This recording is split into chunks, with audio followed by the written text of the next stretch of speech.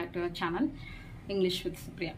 So after many days I have come back to share a very important video. అదేంటి అంటే ఏదైనా ఒక చిన్న ప్రాబ్లం ఉందనుకోండి, అది పెద్దదిగా అవ్వకముందే మనము దాన్ని అడ్డుకోవాలి. మొదట్లోనే దాన్ని మనము నివారించాలన్నమాట. సో దాన్ని మనం ఇంగ్లీష్లో ఎలా అంటాము అంటే to nip in the bud అని, to nip in the bud. Okay, ఒక ఎగ్జాంపుల్ ఇస్తాను.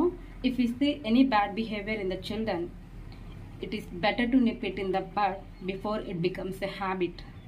ఏదైనా ఒక బ్యాడ్ బిహేవియర్ కనుక మనం అబ్జర్వ్ చేసినట్లయితే పిల్లల్లో అది ఒక అలవాటుగా మారకముందే మనము దాన్ని తుంచేయాలి, దాన్ని నివారించాలన్నమాట. ఓకేనా, దీని యొక్క అర్థం టు నిప్ ఇన్ ద బడ్ అంటే ఏం లేదు, నివారించడం లేదంటే మొదట్లోనే గ్రహించి దాన్ని అడ్డుకోవడం అని అర్థం అనమాట.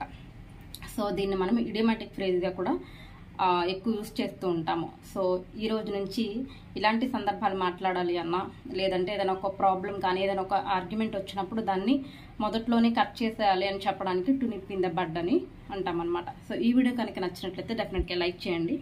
ఫస్ట్ టైం చూస్తున్నట్లయితే నా ఛానల్ ఇంగ్లీష్ విత్ సుప్రియకి సబ్స్క్రైబ్ చేసుకోండి. By by, take care, have a nice day.